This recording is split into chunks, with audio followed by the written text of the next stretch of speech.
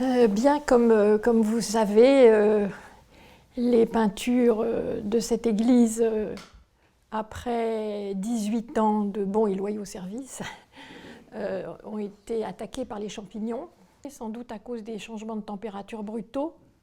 Et voilà, donc il a fallu les restaurer. D'abord, notre restaurateur merveilleux, M. Daniel Lamaison, est venu et a enlevé tout ce qu'il fallait enlever. Et puis ensuite, moi, j'ai bouché les trous. Voilà. Donc, j'ai fait quelques petites modifications que personne n'a vues, bien sûr, mais qui, moi, me turlupinaient déjà depuis pas mal de temps. Donc, Saint-Nicolas a une figure plus humaine. Saint-Séraphin aussi se ressemble un petit peu plus. Enfin, voilà, c'était des petites choses, mais bon, pour moi, c'était important de corriger. Et donc, à ce propos, Père Gifco me demande de parler du sens de la décoration intérieure d'une église. C'est un sujet très très important et qui a beaucoup d'aspects très différents. Donc, je vous demande pardon. Ça va peut-être être un peu des propos un peu extraordinaires pour une église, somme toute, qui est une petite chapelle. Mais malgré tout, elle a quand même un plan cruciforme, donc elle a le plan indispensable pour une église. Mais malheureusement, elle n'est pas encore complètement décorée. Et donc, je suis rentrée aujourd'hui, j'ai vu, comment dire, combien, un petit peu plus, au moins, ça manque. Voilà, il faut en rajouter. Et vous allez comprendre pourquoi. Parce qu'en fait, bien sûr, comme chacun sait, l'église, c'est la maison de la prière. Or, la prière, qu'est-ce que c'est ? Saint Jean Climac a écrit tout un chapitre sur la prière très très important. Et donc la première des sentences qu'il consacre à la prière, il dit « La prière est une union avec Dieu ». Et le mot « union » qui est employé en grec, c'est « synoussia », c'est-à-dire c'est le même mot qui est employé pour l'union de l'homme et de la femme. Et donc c'est vraiment cette union, cette communion, on peut dire, pour ôter tout côté matériel, bien entendu, à cette expression, qui est le sens même de la prière. Et donc, le Seigneur nous a donné non seulement son corps et son sang, mais il nous a donné en plus sa parole avec l'Évangile et son image avec l'icône. Et donc, à la suite des pères du 7e Concile œcuménique, je tiens absolument à associer l'icône et l'Évangile, comme l'avait annoncé le prophète Baruch, le disciple du prophète Jérémie, qui a dit, c'est une phrase qui a été citée maintes fois et qui est surtout citée au moment de la crise iconoclaste. Voilà. En parlant de Dieu, il est venu, il a été vu et il a conversé avec les hommes. Donc l'Évangile, comme les psaumes, comme toute l'Écriture, mais spécialement l'Évangile, c'est une conversation avec Dieu. Donc nous entendons la parole de Dieu dans l'Évangile, mais nous voyons la parole de Dieu dans l'icône. Et ça, c'est très très important à comprendre, et c'est pour ça que la théologie, les canons de l'Église obligent d'avoir absolument l'Évangile, la croix et une icône pour célébrer la liturgie. On ne peut pas célébrer de liturgie si on n'a pas une vraie icône peinte. Voilà. Et donc, l'Évangile et l'icône sont les instruments essentiels de cette communion avec le Christ, bien sûr, et l'Eucharistie. Et donc, c'est l'Eucharistie qui est célébrée dans l'Église. Donc voilà, tout ça, c'est un tout. Mais cette communion, elle peut avoir des degrés. Et donc, grâce aux peintures qui décorent l'intérieur des églises, cette communion peut être poussée à son plus haut degré sur le plan visuel. Et donc, il y a un père, je pensais Saint Jean Damascène, mais enfin c'est un des pères iconodules, qui a quelque part cette formule absolument extraordinaire. Nous devons vénérer l'icône du Sauveur, nous devons l'embrasser de nos lèvres, l'embrasser avec nos yeux et l'embrasser avec notre cœur. c'est-à-dire que la vision, accompagnée bien entendu de la prière, des chants, de la prière liturgique de l'ensemble, est véritablement un acte de communion de tout l'être. Et c'est aussi pour ça qu'on fait brûler de l'encens, c'est pour ça qu'on fait brûler des cierges, c'est pour ça, voilà. Donc tous les sens participent, ça c'est quelque chose qui est bien connu, mais on ne se rend pas bien compte à quel degré. C'est-à-dire que pour les pères, on doit être vraiment, comme le suggère au fond Saint Jean Climac, dans une union, dans une communion absolue avec les saints, avec la Mère de Dieu et avec le Christ. Et c'est ça le but de la célébration, c'est ça le but, et c'est le but bien sûr ultime de l'Eucharistie. Et alors justement, on a beaucoup commenté la théologie de Saint Basile le Grand au sujet de l'Eucharistie comme communion avec le Christ. Mais Saint Jean Chrysostome, entendant ce mot de communion, a dit « Mais non, la communion, c'est pas assez, il faut beaucoup plus que ce mot ». Et donc, il faut entendre cette communion comme vraiment une union amoureuse avec le Christ, avec les saints et avec le monde invisible. Donc, la présence des saints et du monde invisible à travers les icônes est absolument essentielle au développement de la vie du chrétien, c'est-à-dire son développement spirituel et le développement de la prière elle-même, le développement de la cérémonie liturgique. Et donc, bien entendu, plus les saints et le Christ et la Mère de Dieu sont présents autour de nous, plus cette communion est forte. Et plus ça provoque cette communion.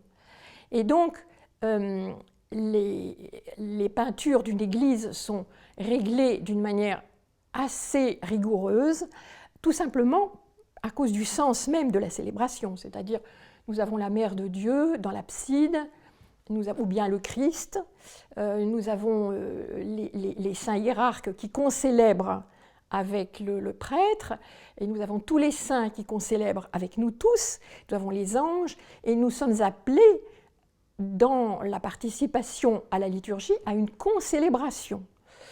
Et donc, bien entendu, c'est un thème déjà ancien, bien connu, qui a été abordé par le père Alexandre Schmemann, partiellement, mais voilà, de la nécessité de ne pas assister à la liturgie comme à un spectacle qu'on consomme. Nous sommes véritablement présents et concélébrants avec le prêtre. Ça suppose la participation aussi active à un certain nombre de moments de la liturgie, et comme par exemple quand le prêtre dit que le Seigneur se souvienne de vous tous, et nous devrions, comme le clergé qui le fait théoriquement, répondre que le Seigneur se souvienne de ton sacerdoce dans son royaume. Voilà. Il y a un certain nombre de moments comme ça où le peuple tout entier doit participer. De la même manière, le klyros, c'est-à-dire le chant qui accompagne la liturgie, en principe, dans la tradition, il doit être simplement, guidé par un chantre, un psaltis, un psalomchique, qui guide et qui lit les textes, mais en principe, il est seulement là pour guider et tout le monde suit. Bien. Tout le monde suit, non pas simplement parce que tout le monde doit savoir, comme dans une église protestante où on fait répéter tout le monde au cours de l'office, ce qui est d'ailleurs très estimable en soi, mais parce que c'est vraiment notre participation à tous au culte. Voilà. Et donc, cette concélébration est absolument essentielle, et c'est pour ça que plus les saints sont présents sur les murs de l'Église, mieux c'est. Et donc, au sujet de la couleur des fonds, bien sûr, de nos jours, on voit toutes sortes de couleurs différentes. On met souvent, parfois, de l'or. Voilà. Mais en fait, les couleurs qui sont le plus propices à la prière sont le bleu et le blanc. Et donc le bleu, bien entendu, il a une signification céleste, c'est le moins qu'on puisse dire. Et puis, le bleu nuit est aussi une manière d'exprimer la ténèbre divine, voilà, au sein de laquelle se meuvent les saints et leurs images. Et donc, mais enfin, suivant les contrées, ce bleu peut être un peu plus foncé, un petit peu plus clair. Et moi, j'ai eu la chance, quand j'avais 20 ans, de voyager beaucoup en Grèce et dans des endroits qui étaient relativement solitaires et où il y avait beaucoup de grottes, d'ermitages, qui étaient déjà par leur forme très propices à cette communion, à l'intensité de cette communion dans la prière, mais qui en plus étaient peintes avec un bleu extrêmement foncé, quelquefois même du noir. Et alors ce qui est intéressant de savoir, c'est qu'il y a beaucoup, c'est purement technique, mais en même temps c'est plein de significations, c'est que toutes ces peintures étaient réalisées à la vraie fresque, bien entendu, même si elles étaient réalisées en plusieurs étapes et que quelquefois elles étaient retouchées ensuite à sec. Mais donc, quand on peint des fresques sur le mortier frais, c'est utile de mettre un fond noir tout de suite, mais complètement noir, c'est-à-dire qu'il y a une terre qui s'appelle la terre de Rome, qu'on peut mettre sur tout le fond, de manière à pouvoir réaliser toutes les lumières comme il faut, et la couleur qu'on peut mettre au dernier moment, c'est-à-dire vous connaissez le processus de la fresque, c'est-à-dire que tant que le mortier est encore humide, la réaction chimique entre la chaux et l'oxygène se fait, et donc on peut, comment dire, la peinture, les touches de couleur sont collées en quelque sorte, tiennent. Bon, à partir du moment où c'est complètement sec, on ne peut plus rien mettre, ça ne marche plus. Or, le bleu est la couleur qu'on peut mettre en dernier. C'est-à-dire, chaque pigment se met à un moment particulier du processus. Il y a des moments plus favorables pour les uns ou pour les autres. Mais le dernier moment, alors que quand on fait un trait avec son pinceau, tout de suite, il est absorbé, ça c'est extraordinaire, parce que tout de suite, c'est indélébile. Et bien là, on peut mettre le bleu. Et c'est à ce moment-là que le bleu reste pleinement fort, vraiment fort, et ne disparaît pas trop vite ensuite. Et alors, ce qui est extraordinaire aussi dans la fresque, c'est que, comment dire, les couches de peinture restent en quelque sorte autonomes les unes par rapport aux autres, sans se couvrir totalement, complètement. Et donc, en fait, quand on a un fond bleu à fresque, dans la peinture ancienne, on a quelque chose qui ressemble beaucoup à ce qui se passe avec le ciel, c'est-à-dire que dès que la lumière du soleil disparaît, on voit le vide interstellaire qui est noir, et dès que la lumière du soleil apparaît, on voit ce bleu qui se fait. Donc voilà. Donc tout ça pour parler du fond. Le fond peut être blanc aussi, et il y a un certain nombre d'églises qui sont maintenant quelquefois avec des fonds blancs, mais bien sûr le bleu est irremplaçable. Il faudrait ajouter encore dans cette église, qui est quand même toute petite, et donc le programme est quand même pour l'instant extrêmement réduit. Hein. On a la Mère de Dieu, on a 2 anges, et puis on a quelques saints, mais autrement, il faudrait vraiment rajouter d'autres choses. Et il y a des choses qui sont en fait extrêmement importantes. Ce sont toutes les fêtes, les 12 fêtes. Voilà. Et donc, ça appartient à la manière dont le peuple peut se rendre contemporain des événements évangéliques. Et donc ça, c'est très très important. Et donc, en principe, ils doivent, les scènes des fêtes doivent apparaître aux yeux des fidèles. Et être, comment dire, suffisamment prêt, à la fois suffisamment grand pour qu'on y voit quelque chose, et en même temps suffisamment prêt pour que vraiment ce soit cette communion avec les événements, donc par la vue, hein, par le cœur et pas par le baiser, parce que le baiser c'est pour les icônes qui sont sur les supports, mais comment dire, par le cœur et par les yeux. Et voilà. Et alors à ce propos, il faut dire quelque chose que je crois très très important, c'est que de nos jours, les architectes construisent les églises absolument indépendamment de savoir qu'est-ce qu'on va peindre à l'intérieur dedans. C'est-à-dire qu'ils font ça à leur manière, ils essayent d'être traditionnels ou pas, ils essayent d'être intéressants, modernes ou pas modernes ou traditionnels, mais dans l'ensemble, ils n'ont absolument aucun sens de ce qui va être peint à l'intérieur. Alors on se trouve devant ce dilemme. Ensuite, une église qui a été construite pour un monastère, par exemple, je pense à une église très précisément en ce moment qui a été construite récemment en Allemagne, et l'intérieur est quasiment indécorable, parce qu'il faut faire des prouesses pour arriver à représenter les choses où elles doivent être représentées. Et donc, par exemple, de chaque côté du sanctuaire, en somme, un peu comme une sorte de doublon plus vaste des portes saintes où il y a l'Annonciation. En général, de chaque côté du sanctuaire, on représente l'ange Gabriel et la Mère de Dieu. Voilà. Et là, dans cette église, absolument, il faut les coincer dans un espace absolument minuscule. Voilà. Et donc, ce qu'il faut comprendre, c'est que vous êtes tout à fait au courant, ça c'était Maxime Kovalevski qui avait bien mis ça au point, c'est-à-dire que quand on chante la musique liturgique, la musique, elle est faite uniquement pour porter les paroles. Voilà. Et donc, dès que la musique vaut pour elle-même, elle dérange. Et donc, Maxime disait que souvent la musique est sublime. En russe de la période synodale, il avait une expérience considérable à ce sujet. La musique est sublime, mais du coup, elle distrait, elle dérange pour la prière. Et donc, en fait, la musique doit porter les paroles, uniquement. Eh bien, en fait, l'architecture est dans la même situation par rapport aux peintures murales intérieures. En fait, l'architecture, elle est faite pour porter les images qui vont être peintes dedans. Et ça, j'aimerais bien que ce soit entendu parce que c'est quelque chose dont les gens ne tiennent pas compte maintenant. Et alors, du coup, ça donne des choses absolument aberrantes. Et alors, comme les gens n'ont pas l'espace nécessaire pour peindre où il faut les peintures, les représentations, alors du coup ça engendre tout un tas de décorations superflues, de fantaisies à droite et à gauche qui ne sont pas du tout intéressantes. Ou bien l'espace est tellement immense que du coup il y a une abondance de décorations et que ça n'a plus aucun sens. Voilà, donc ça je crois très important. Mais alors ce qu'il faut aussi comprendre, c'est que, comment dire, dans l'histoire de l'Église, nous n'avons pas eu que des architectures orthodoxes. Par exemple en Serbie, il existe un monastère qui est absolument sublime sur le plan architectural et pictural d'ailleurs, qui est le monastère de Dečani.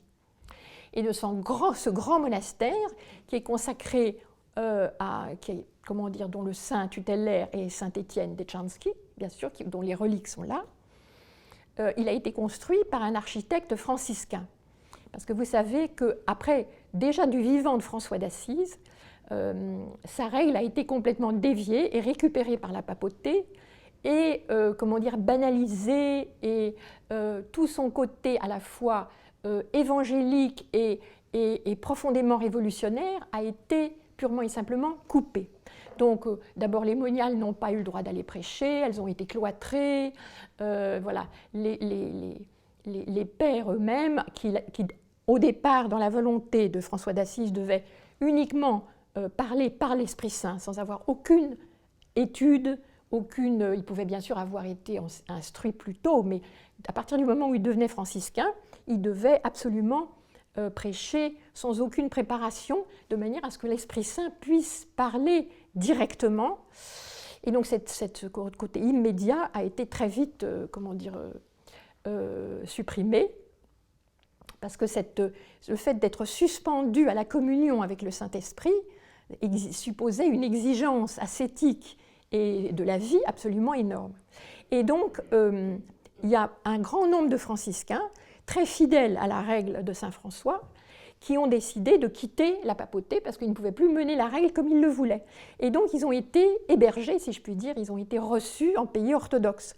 Et donc, ils ont traversé la mer Adriatique, et il y a eu un certain nombre de monastères latins en pays orthodoxe, notamment à Latos, il y avait le monastère, ce qu'on appelait le monastère des Amalfitains, mais plusieurs communautés franciscaines ont vécu en territoire de Serbie.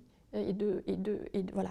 Et donc cet architecte qui a construit le monastère de Dečani, qui est sublime, c'est l'architecture romane italienne qui est absolument sublime, mais il a construit ses voûtes de telle manière que l'endroit où doivent être placées les fêtes est totalement inaccessible à la vue. Ce sont des voûtes qui sont tellement hautes qu'on ne peut les voir qu'avec... Enfin, maintenant, on peut utiliser des jumelles, mais on ne voit rien. C'est-à-dire toute la partie basse de l'église est consacrée aux actes des apôtres à cause de saint Étienne, qui était le patron de saint Stéphane. Et donc, on a des scènes merveilleuses qu'on trouve nulle part ailleurs, comme par exemple le chemin de Damas de saint Paul. Ce sont des images, des fresques qui sont extrêmement célèbres. Et tout ça, c'est magnifique, mais la partie où vivent et où célèbrent les fidèles, où qu'on célèbre les fidèles, c'est la partie où il y a les actes des apôtres. Et sur le plan spirituel, le résultat, c'est que l'Église est une sorte de mausolée au roi Stéphane, avec le caractère un peu légèrement, pas tout à fait orthodoxe, de la chose sur le plan de la spiritualité, c'est-à-dire une manière de se concentrer sur les dynasties royales serbes aux dépens d'une orthodoxie plus évangélique et universelle. Bon. Ce sont quelques bémols, hein, ce sont des... Pardonnez-moi de dire, mais quelquefois pour dire les choses, il faut grossir un peu le trait pour que ce soit bien audible. Et donc, pour vous dire que ces choses-là qui ont l'air un peu superflues sont très très importantes. Et donc les fêtes, elles sont bien là, toute l'histoire du salut est là, mais tellement haut dans les voûtes qu'on ne les voit pas. Et donc ça, c'est très important, non seulement, comme on dit, ça c'est un propos qui date de Grégoire le Grand, un propos occidental, c'est-à-dire que les Occidentaux admettaient les icônes parce que c'était l'évangile pour les illettrés, bon, pour ceux qui ne savaient pas lire. Bon. Mais tout ça, c'est pas du tout l'essentiel, ça aussi, mais surtout, c'est quelque chose qui ne produit pas de soi-même, et sans même que ce soit réfléchi, cette communion et cette contemporanéité, excusez-moi d'employer un terme un peu ronflant, mais c'est Kierkegaard qui a forgé ce mot-là, pour parler justement de la manière dont les chrétiens doivent être les contemporains du Christ et des évangiles. Voilà. Et donc du coup, cette contemporanéité n'est pas cultivée. Elle n'est pas mise en valeur. Elle n'est pas indispensable. Et donc, voilà. Donc ici, malheureusement, je ne vois pas, pour l'instant, où est-ce que je pourrais installer les fêtes. Mais on peut toujours rajouter quelques saints, voilà. Et surtout, on peut élargir un petit peu le bleu, voilà, parce que ce serait bien quand même que le bleu quitte un peu le sanctuaire pour prendre dans ses bras les fidèles. Voilà. Alors, je rêve de mettre Saint-Georges et Saint-Dimitrios dans les coins. Voilà, il y a un séraphin qui peut aussi se promener en haut. Il y a sur le haut des deux piliers, là, comme ça, parce que sinon, la Mère de Dieu va être dans un grand vide. Donc, il faut qu'il y ait un petit peu quelque chose. Ça pourrait être Sainte-Geneviève et Sainte-Radegonde, par exemple. Voilà. Donc, et puis ensuite, bon, on verra, suivant l'inspiration. Mais c'est vrai que, comment dire... ça, c'est pas du tout à cause de moi, c'est simplement pas de mon travail, mais simplement parce que c'est bleu foncé. Je veux dire, on rentre dans l'église, on a envie de rentrer dans ce bleu, voilà, et on est un peu frustré de devoir rester à l'extérieur. Voilà. Voilà.